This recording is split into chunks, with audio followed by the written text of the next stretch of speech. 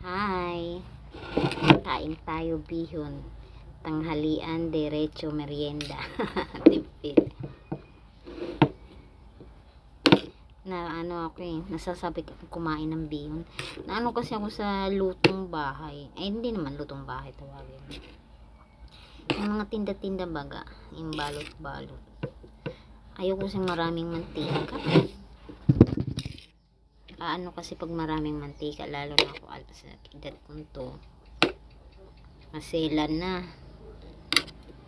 Kagagaling lang galing sa hika, 2 araw akong hika. Kala ko matilok na ako, pero thank you Lord, bless pa rin. Kain.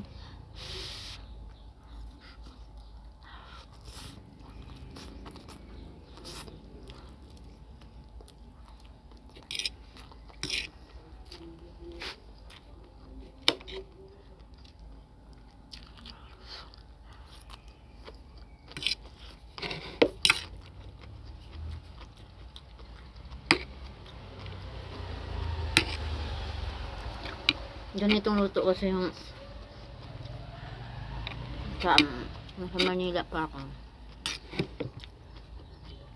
Mayroong isang sikat na restaurant doon. Chinese restaurant siya.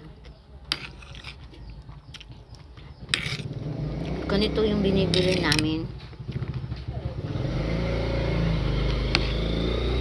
Meron din yung maraming mantika. Meron din ganito. Ang mahal, grabe, ganito kadami. Hindi ako nagkamali, 120 ata yun. Pero sarap.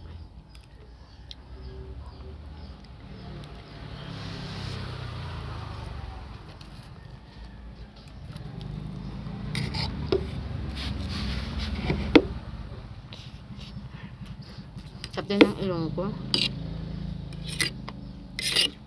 Kumain ko itong bagong konti kami man.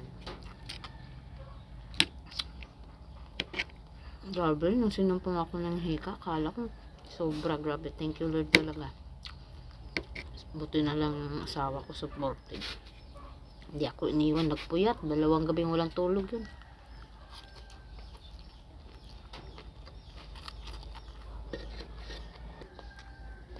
Kwentuhan muna tayo habang kumakain. Kamusta ang buhay?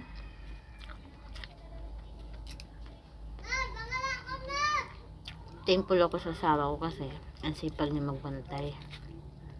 Imagine mo, 2 araw siya walang tulog. Nahawa nga ako.